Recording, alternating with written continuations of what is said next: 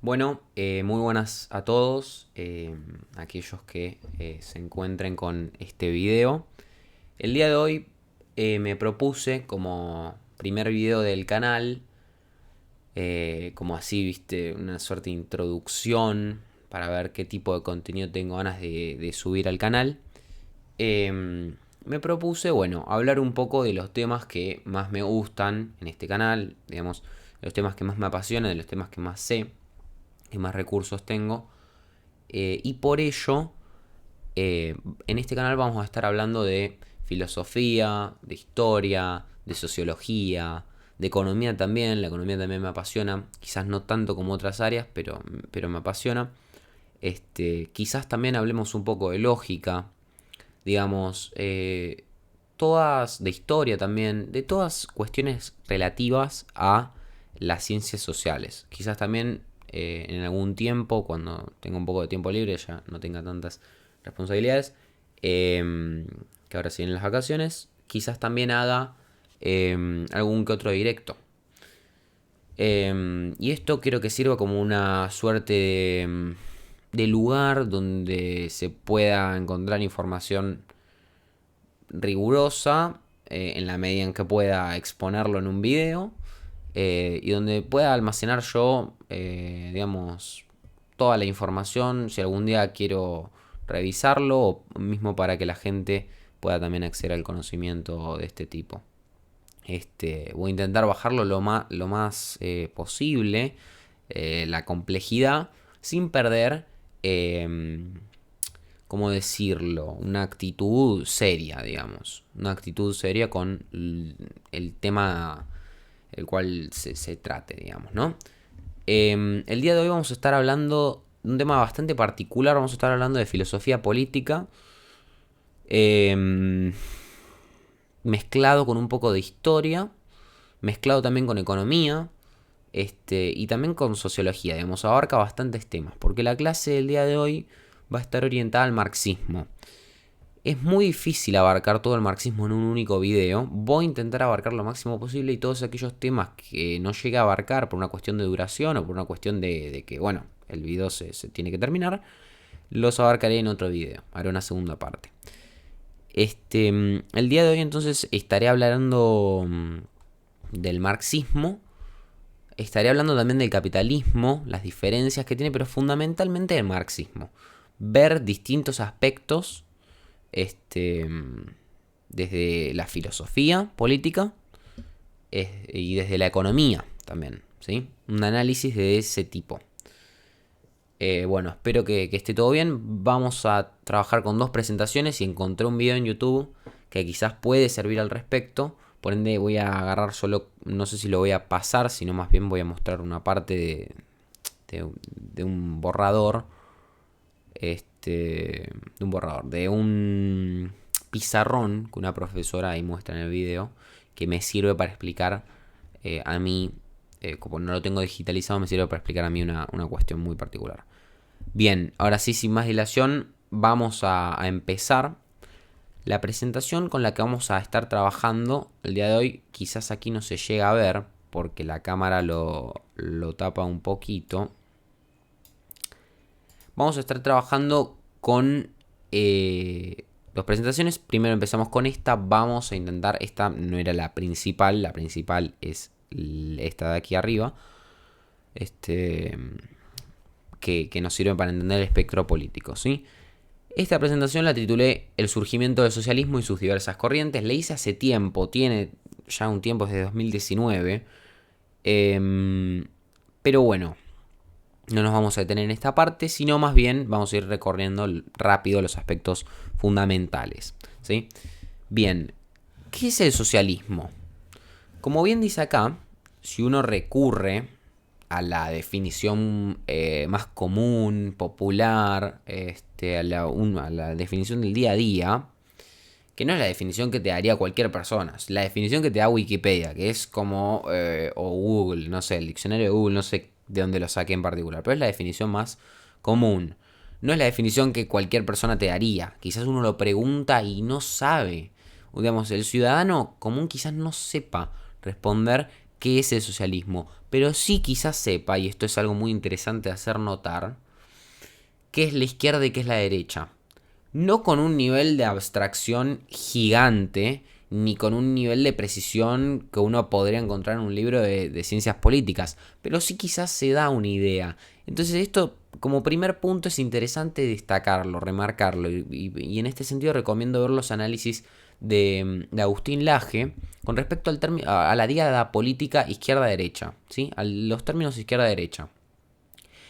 Primer punto entonces, cómo la izquierda y la derecha son fácilmente reconocibles quizás para una persona, para un ciudadano común, pero no tanto el socialismo o el capitalismo. Yo pido una definición de capitalismo, de socialismo, de sistemas, digamos, los grandes sistemas. Después uno quizás puede ir a cuestiones un poco más particulares, ¿no? Como formas de gobierno como la democracia, la tiranía, la aristocracia, una serie de cuestiones muy tipológicas y podría encontrarse con respuestas no tan satisfactorias, ¿sí? Definición común entonces, el socialismo es un sistema social y económico caracterizado por el control por parte de la sociedad organizada con todos sus integrantes, tanto de los medios de producción como de las diferentes fuerzas de trabajo aplicadas en los mismos.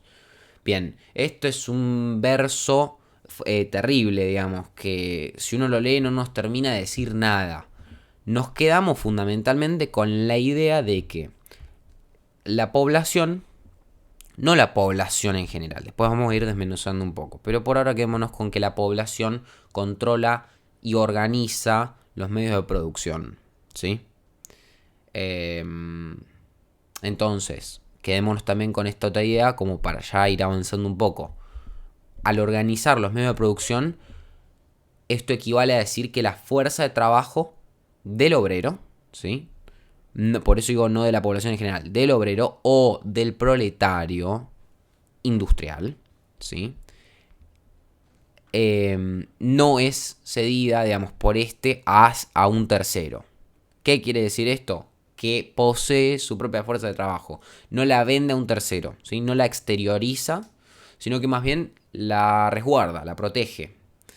Y hace de ella un medio para la subsistencia. Bien, habiendo dicho esto, lo intenté organizar, mejorar un poco este párrafo que no termina de esclarecer nada. Y bueno, después tenemos otras cuestiones y demás, ¿no? Bien, ahí vimos un poco qué es el socialismo, ¿sí? Ahora, esperen un segundo, quiero ver un poquito. Bueno, bien, vamos a ir avanzando un poco con el plano histórico, luego vemos qué es el marxismo, en qué medida se diferencia del socialismo, en qué medida el comunismo se diferencia del socialismo, ¿sí? Pero bueno, vamos de a poco. Los primeros ideales de toda la historia, cómo comienza toda esta cuestión. Bueno, quizás no con estos términos, no con el término de socialismo, no con el término de marxismo, ni mucho menos. Marxismo claramente viene, digamos, es un término que se lo asocia a Marx, a la figura de Carlos Marx o de Karl Marx, ¿sí? Quizás el primero fue Platón, al plantear algunas ideas donde él traza un modelo de sociedad ideal, ¿sí? Al suprimir la propiedad privada, digamos, la sociedad ideal para Platón supone la supresión de la propiedad privada, también supone la supresión de la familia, y bueno, hay como una suerte de acoplamiento de los sexos temporal, y los hijos deben permanecer conocidos para sus padres. Bueno, esto es, no sé, el ideal platónico, digamos. Y todo esto se conoció, o se conoce, mejor dicho, con el término comunismo evangélico. Uno busca comunismo evangélico y va a encontrar esto, ¿sí? Bien, después, Tomás Moro y Campanella, en sus respectivas obras Utopía y la Ciudad del Sol, Utopía de Moro y la Ciudad del Sol de Campanella, son dos obras importantes donde se refleja por primera vez el concepto de utopía en la literatura. Es decir, la literatura, específicamente, no estamos hablando de obras de no ficción, estamos hablando de obras de literatura, ¿sí? Con todo lo que el término implica. se refleja por primera vez el concepto de utopía. Después vamos a ver qué es el socialismo utópico. Y noten que yo ya mencioné como 3 tipos distintos, digamos, de socialismo. Y dije que había diferencias. Todavía no las esclarecí, luego las vamos a ver. Pero vamos de a poco. Quedémonos con las ideas importantes, ¿sí? Entonces, Platón lo plantea en un comienzo, ¿sí? Comunismo evangélico. Luego Moro y Campanella hablan de utopía. Desde el punto de vista literario, hago un paréntesis, desde el punto de vista literario, la utopía y la distopía funcionan de manera distinta. O sea, el término significa lo mismo, pero en la literatura, más específicamente en el género de ciencia ficción, la utopía y la distopía son cuestiones muy particulares. Y en el campo de la filosofía política, el socialismo utópico no tiene nada que ver con eso, ¿sí? Es un paréntesis, luego vamos a ver qué es el socialismo utópico. Bien. La idea es más antigua de lo que parece. Acá hablo un poco de, las sociedades precapitalistas. Claramente la figura representa un modelo de producción feudal con los campesinos, digamos, arrendando la tierra, ¿sí? Y se esgrimía lo que se llamaba la voluntad de Dios. Es decir, la voluntad de Dios regía todo el ámbito político. Es decir, desde la creación del Estado moderno, ¿sí? Con la figura del soberano concentrando el poder, hubieron distintas maneras de justificar, con la creación del Estado moderno se rompe la relación, o si se rompe esta relación de la voluntad de Dios, ¿sí? Pero hubieron distintas maneras de justificar, o de darle legitimidad a ese Estado, ¿sí?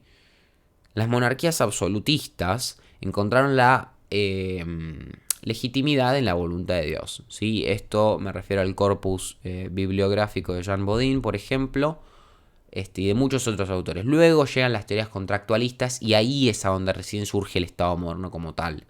Esto es fundamental para entender cómo se llega, en qué contexto se llega a la revolución industrial, a la revolución francesa, lo que Hobsbawm llama la doble revolución, ¿sí? Por eso hago la aclaración, ¿sí? Con las teorías contractualistas se termina con la noción de la voluntad de Dios y empieza a haber una legitimación del Estado. El Estado sirve en la medida en que provee seguridad a la población siempre y cuando ésta ceda sus derechos, ¿sí? Ceda su libertad, por ejemplo. Es decir, yo no puedo hacer lo que quiera porque, por ejemplo, yo no puedo ejercer mi libertad como quiera porque, se rompe, por ejemplo, con la ley del talión. Yo no puedo hacer justicia por mano propia en la medida en que hay un Estado que ya se encarga de la justicia, ¿sí? Eso es fundamental, ¿sí? Esto que estoy diciendo yo del Estado moderno, de la ruptura con el poder eclesiástico, ¿sí? Esto es lo que en la cristiandad se llama como la doctrina de las 2 espadas, ¿sí? Doctrina de las 2 espadas. Luego en otro video, si quieren, hablo un poco más en profundidad de todo esto porque da para mucho. ¿Qué es la doctrina de las 2 espadas? Relación entre poder político, ¿sí? El poder político, una de las espadas, y el poder real es la otra espada, ¿sí? El Papa, llámese el Papa, ¿sí? La relación con Dios, todo esto, después si quieren lo hablo en otro video, que no tiene tanto que ver. Sino lo único que digo yo acá, para que no se vaya mucho de tema, es eso. Estaba diciendo, ¿en qué momento se da? Se da en el siglo XVII, ¿sí? Siglo XVII, fines del siglo XVIII, se da la revolución industrial. Entonces, en estos planos, Hobbes, por ejemplo, escribe en medio de la guerra civil, escribe a mediados, fines del siglo XVII, en medio de una guerra civil en Inglaterra, ¿sí? Entonces, escribe frente a un panorama que lo lleva, digamos, a justificar el Leviatán, ¿sí? El Leviatán, que lo retoma, es un monstruo bíblico, lo retoma de la Biblia y lo usa como metáfora, ¿sí? El Leviatán, si uno busca una ilustración del Leviatán, lo voy a hacer porque es muy, muy interesante todo esto para nutrir. Bueno, miren las ilustraciones que aparecen también. Acá, bueno, esto es lo que estaba buscando. El Leviatán, esta ilustración del Leviatán, aparece con una espada. Luego podemos ver la espada y el cetro. Luego podemos ver bueno, un poco más en profundidad la teoría contractualista. Es un montón de material esto ya como para que yo me ponga a hablar y a profundizar. Porque si no, no vamos a terminar más. Se va a hacer un video larguísimo. Pero bueno, bien. Surge mediados, fines del siglo XVII. Y nada, surgen las teorías contractualistas. Y quédense con la idea de que el contractualismo surge con Hobbes, con Locke, Hobbes, Rousseau y Locke, ¿sí? Locke quizás es el que más se aparta de ese contractualismo. Hobbes y Rousseau son los que más pegados están o alineados a la idea del contrato social, que es justamente lo que yo dije antes, ¿sí? Un pacto tácito, intangible, entre la sociedad civil y el soberano, ¿sí? Estoy intentando llevar los conceptos que están en los libros, digamos, en un libro que uno podría encontrar de política. Todas estas ideas yo las saqué de libros, a partir de la lectura, a partir de informarme, digamos, recomiendo, digamos, para que quede claro, si uno quiere profundizar, recomiendo, por ejemplo, The Politics Book. Está en inglés, pero también lo pueden conseguir en español. El libro de la política se llama. Es de la editorial DK, The Politics Book, es este. También recomiendo otros libros de esta editorial, digamos. The Philosophy Book. También está, de la editorial DK. Lo recomiendo. The Sociology Book, de la editorial DK. Son todos una colección de libros que recomiendo. Estos libros los recomiendo porque acá, como ven, dice Big Ideas Simply Explained. Son ideas importantes, nucleares, pero que están fácilmente explicadas. Después también recomiendo, mencioné a Hobsbawm. Hobsbawm habla de la doble revolución en la era del capital, ¿sí? Lo recomiendo también, lo puedo dejar en la descripción el link. Y después, ¿qué otros autores mencioné? Bueno, Hobbes, Rousseau, Locke aparecen todos ahí. Si no, recomiendo ir a los textos originales también, que igualmente sirven, ¿no? Bien, ahora continuamos. Los textos originales que sí vamos a tratar acá son los de Marx, Engels, digamos, eso sí vamos a ir a los textos originales. Si bien leí y revisé esos libros. Bien, llegamos a la Revolución Francesa y su relación con el socialismo. La Revolución Francesa, que se da desde 1789 hasta 1815, con la creación del Imperio Napoleónico y cómo empieza a ascender Napoleón, allí se dieron los primeros pasos del socialismo moderno. Llegan los jacobinos al poder, comienza lo que se llama el reinado del terror, ¿sí? El rey y la reina son ejecutados, los curas que no juran fidelidad a la república son deportados, se dicta la pena de muerte para nobles emigrados y las propiedades de los contrarrevolucionarios son confiscados. Y acá es muy interesante, otro punto a demarcar, es cómo hay como una suerte de lucha o de balance entre el revolucionario y el contrarrevolucionario, ¿sí? Y cómo estos roles se van invirtiendo a lo largo de el periodo, ¿sí? Todo aquel que se oponga a la revolución empieza a ser visto como una persona negativa, una persona de la cual se tienen que deshacer, hasta tal punto de que, sus propiedades terminan siendo confiscadas. Bien, ¿en qué medida? Una pregunta que nos podemos hacer es ¿en qué medida termina sucediendo lo mismo hoy en día?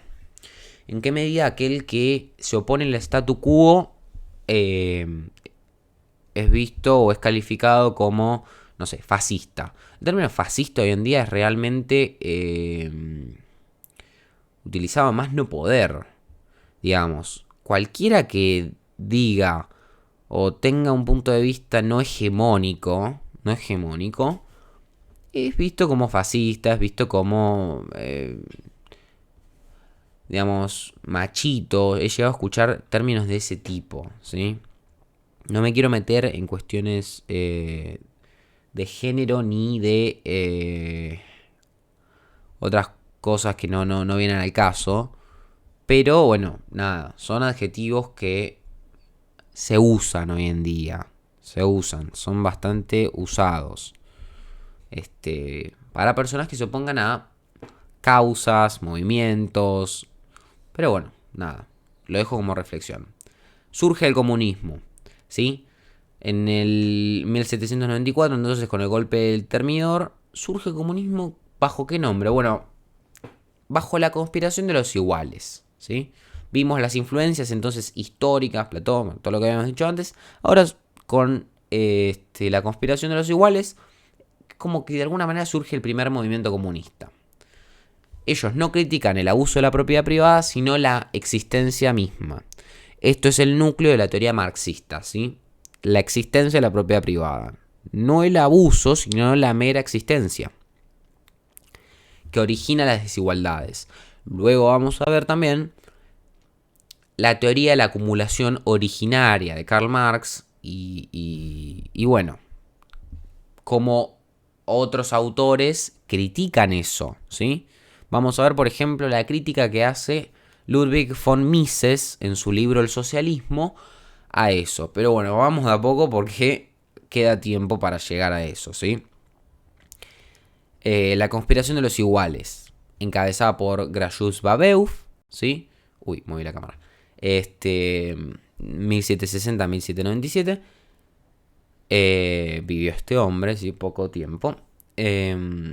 Bueno, son un grupo de hombres que, encarcelados por el golpe del Termidor, o el golpe de Termidor, tienen como conclusiones comunes, pero hacen que la misma falle por dos cuestiones. Primero, que la crítica, si bien los ideales estaban, faltaba desarrollo en la crítica a la propiedad privada. Y no es hasta Karl Marx hasta Karl Marx y Friedrich Engels que se termina de desarrollar. No es que se termine de desarrollar definitivamente. Siempre hay avances o, como diría Giambattista Vico, corsi ricorsi, ¿sí? Marchas y contramarchas. Siempre va a haber avances y atrasos. Aclaro la cita. Giambattista Vico lo utiliza para afirmar que la historia no avanza en un sentido lineal, no avanza en una única dirección, sino que va en muchas direcciones distintas y que fundamentalmente Vico se opone a la idea o al postulado fundamental del progresismo, que es que la historia, vemos que el futuro va a ser necesariamente mejor porque, bueno, porque es futuro, por su condición de futuro, ¿sí? El futuro es bueno porque es futuro. Y esta idea, después perdón que me esté adelantando, pero esta idea del progresismo, que hoy en día se utiliza tanto, pero con cualquier significado, los términos se utilizan con cualquier significado. Cuando hoy en día escuchan progresismo no se refiere a esto que estoy diciendo yo, se refiere a otras cosas. Originalmente debe referirse a lo que estoy diciendo yo, pero los términos, diría Hayek, se van prostituyendo. Hayek igual lo refiere a los términos de al lema de la Revolución Francesa: libertad, igualdad, fraternidad. Pero bueno, punto y aparte. Esto del progresismo se origina con Marx y Engels, de nuevo. ¿Con qué? Con la teoría estadial de la historia, o la teoría de los estadios de la historia. Pero bueno, ya hablé de la acumulación originaria, de los estadios de la historia, ya vamos a llegar a eso en la otra presentación, ¿sí? Conspiración de los iguales, entonces faltaba la crítica a la propiedad privada, tenía que ser desarrollada, y faltaba el sujeto social que construyera la sociedad igualitaria. Estas dos necesidades son claramente suplidas por la teoría marxista. Bien, llegamos al socialismo utópico. Aquí tenemos varios nombres de socialistas utópicos que desarrollaron su teoría en orden cronológico, es decir, Robert Owen primero, Henry de Saint-Simon después y Charles Fourier último.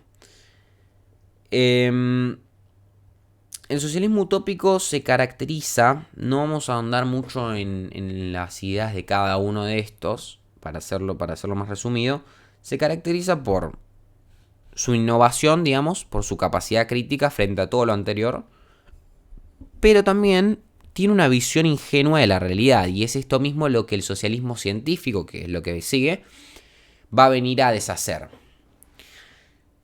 Tiene una visión ingenua de la realidad, tiene también una concepción armonista del cambio social. ¿Qué significa esto? La armonía social o la armonía del tejido social se garantiza a través de la educación, de la colaboración entre pares. Se habla también de los falansterios. Falansterio es un concepto que automáticamente se asocia a Charles Fourier, ¿sí? Se habla de... fíjense, vamos a anotar acá, ¿ves? Afirma, el hombre es producto de las circunstancias, entonces construye guarderías, Robert Owen, construye guarderías, escuelas, intenta crear un ambiente agradable, porque cree que la armonía del tejido social se garantiza a través de ello, a través de la cooperación. Entonces, si uno busca, como para ilustrar lo que estoy queriendo decir con falansterio, que es similar a esto de las guarderías de Owen, esto es el falansterio de Fourier, ¿sí? Esto es el modelo, es la utopía socialista. Acá lo dice, la utopía socialista que no pudo ser. El falansterio de Fourier, ¿ves? Receta para la felicidad social. Y aquí lo tienen. No sé si realmente llegaron a ser construidos o no, o estos simplemente son planos, planos que quedaron en la imaginación, o en un papel. Pero miren, ven, acá están los núcleos. Núcleo 1, industria, conexión interna, residencia, paseos. Es como una suerte de mini ciudad, si lo quieren ver así. Donde, bueno, la cooperación iba a primar, la comunidad, está el sentido de pertenencia a comunidad. Entonces, lo que empieza a surgir es que como que se retoma la sociedad industrial, la revolución industrial, lo que vino a hacer es destruir lo micro, las microcomunidades, ¿sí? Y con esto uno automáticamente lo asocia a lo rural. La revolución industrial destruyó por completo lo rural y puso por encima lo urbano. Y puso por encima los grandes aglomerados, las grandes concentraciones de gente, la masa de gente básicamente, ¿sí? La masa popular. Bien, lo que viene a hacer el falansterio es retomar lo preindustrial. Por eso también se habla de... No quiero tampoco excederme con la información, pero esto mismo que estoy diciendo apunta al socialismo nostálgico. Volver hacia atrás a todo, digamos, a toda la época sin las consecuencias de la revolución industrial. Entonces, el falansterio retoma el ideal de comunidad pequeña, rural, ¿sí? Donde el tejido social podría armonizarse. Bien. Uy, perdón. Fui a la otra presentación. Entonces, fundamentalmente esto es el socialismo romántico, ¿sí? Estos son los tres autores más importantes. Después luego pueden ver Henry de Saint-Simon, quizá para la sociología es el que más influencias tiene, con un movimiento que se llamó el positivismo. El positivismo, quizá uno automáticamente lo relaciona con Augusto Comte. Augusto Comte y sus diferencias radicales con Hegel. Luego vamos a ver por qué Hegel tenía diferencias con Comte y la relación de Hegel con Marx, ¿sí? ¿Qué crítica realiza Marx a Hegel? De qué se nutre de él y demás, ¿sí? Bien, y hay un futuro idílico. Por eso es utópico, ¿sí? Fundamentalmente eso. Tejido social armonizado a través de la cooperación y la educación y un futuro idílico, utópico, ¿sí? Ideal. Bien. Y esto, el futuro idílico, es lo que yo había mencionado antes. Me voy adelantando sin darme cuenta, es lo que había mencionado antes con el ideal progresista. La historia no tiene, de acuerdo al marxismo, marchas y contramarchas. Es lineal, ¿sí? A diferencia de lo que creía Giambattista Vico de Corsi y Ricorsi, no, acá no existe eso. Es lineal, hay un único sentido en que va la historia y siempre es progresivo. De peor a mejor. Bien. Hay cambios cualitativos. Luego vamos a ver eso cuando analicemos el materialismo dialéctico. Bien, llegamos al socialismo científico. Acá hay algunas citas. No me quiero detener tampoco leyéndolas. Esta parte la voy a evitar. ¿Sí? Llegamos al socialismo científico. Luego analizamos bien ahora las citas. Pero socialismo primero y principal. Socialismo científico y marxismo equivalen a decir lo mismo. Son términos equivalentes. Es lo mismo. ¿Sí? El marxismo entonces surge a fines del siglo XVIII y a principios del XIX en el marco de la llamada doble revolución, la revolución francesa y la revolución industrial, lo que habíamos mencionado antes. A nivel político se inicia con la revolución francesa, que es una revolución de tipo liberal y burguesa, ¿sí? Importante. En las que la hegemonía se halla en manos de la incipiente burguesía, ¿sí? Parece contradictorio que haya surgido de esa forma, pero lo vimos, surge así. A nivel económico, la revolución industrial genera cambios que conducen a la implementación o la implantación del capitalismo como modo de producción. Entonces, frente a ese panorama es que Marx y Engels escriben su crítica. Toma relevancia también un protagonismo popular que propone interpretar de un modo diametralmente opuesto a los ideales ilustrados de libertad, igualdad y fraternidad. Ahora bien, aspecto número 1 a remarcar. La crítica de Marx y Engels está atravesada por un eje económico, pura y exclusivamente un eje económico. El eje cultural, y esto que... Bien, vamos a terminar una idea por vez, porque si no me desespero. El eje cultural recién empieza a ser desarrollado a partir del inicio del siglo XX. ¿Sí? Como un punto intermedio Gramsci y posteriormente con la escuela de Frankfurt. Y bueno, la cantidad de autores que llegan hasta nuestros días con el posmodernismo, con autores posmodernos, neomarxistas. Pero bueno, no importa, no viene al caso. Entonces, la crítica marxista de El Capital, del Manifiesto Comunista, de todas estas citas, está atravesada por un eje económico. Y esto que estoy mencionando, que era lo que iba a decir antes, que estoy mencionando, es la teoría de la estructura y la superestructura. Pero también lo vamos a ver más adelante. Ya hay como 3 cuestiones que mencioné que tienen que ser vistas en la otra presentación. Teoría de la estructura y de la superestructura. Voy a mostrar una imagen también para que se entienda un poco lo que estoy diciendo. Perdón. Igualmente esta imagen la vamos a ver con más detalle y la vamos a analizar con más detalle adelante. Y si quieren ahí, en otro video, seguro, porque este ya se está haciendo muy largo, en la otra presentación, ¿sí? Y ahí, si quieren, yo puedo desarrollar, esto es básicamente la estructura, la base económica y la superestructura ideológica. Lo dejo ahí. Lo puedo llegar a desarrollar en la otra presentación cuando llegue a ese punto, si quieren, los ideales de la escuela de Frankfurt. Pero se va a alargar, digamos, se va a alargar. Pero bueno, lo puedo llegar a hacer. Si se requiere, lo puedo llegar a hacer. Bien.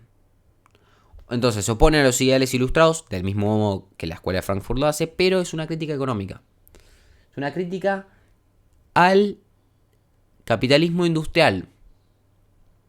Bien.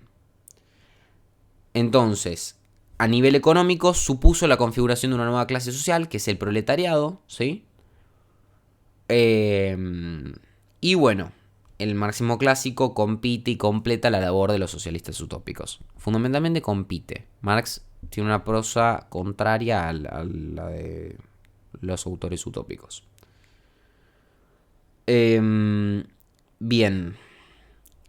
Entonces hay un análisis riguroso de la realidad económica, no tanto social, realidad económica, ¿sí? Que en definitiva tiene importancia en lo social, pero economía, no cultura.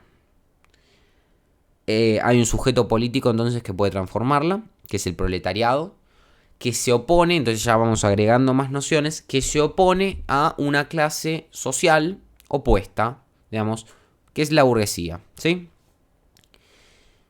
El proletariado, la clase obrera, proletariado industrial, es como una redundancia decir proletariado industrial, pero lo hago únicamente a modo de aclaración, ¿sí?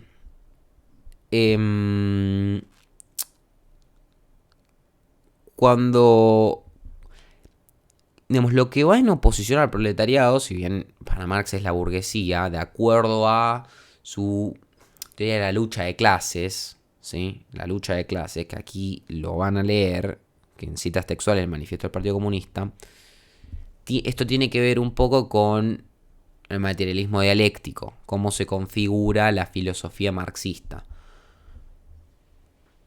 Bien, se opone entonces el proletario al burgués, pero también uno podría decir que el proletariado se opone al campesino, ¿sí? Y aquí entra la aclaración, porque digo proletariado industrial simplemente a modo de aclaración. ¿Por qué? La Revolución Rusa, en el contexto previo a la Revolución Rusa, casi un 85%, un 90% de la población era campesina. Y no se le decía proletaria. El proletariado industrial rondaba en torno al 15% aproximadamente, ¿sí? Porque al ser industrial era claramente urbano. Y ahí es donde quiero demarcar la diferencia. El proletario es urbano, el campesino es rural. Ahí radica la diferencia. Y el cambio social, bueno, se concibe en términos antagónicos.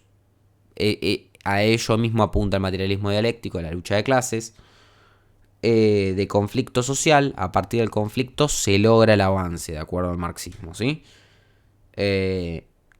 Y es fundamental la idea de la revolución armada, que luego se traslada, a diferencia, también podemos ver, queda para más adelante, ¿no? También podríamos ver que en qué medida las predicciones o las pretensiones de predicción de los postulados marxistas, en qué medida se cumplen o no.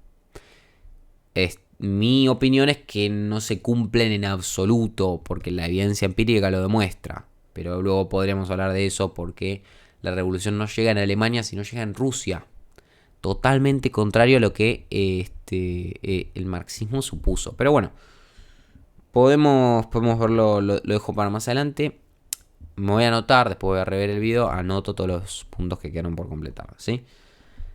Entonces, si uno lo quiere sistematizar, uno puede encontrar como el aspecto económico-político clásico, del marxismo clásico, ¿sí? Y después tenemos la filosofía idealista, que apunta al materialismo dialéctico y demás, desde el aspecto de la religión, de Feuerbach, desde el aspecto filosófico, de Hegel, ¿sí? Dialéctica de Hegel, idealismo de Feuerbach, ¿sí?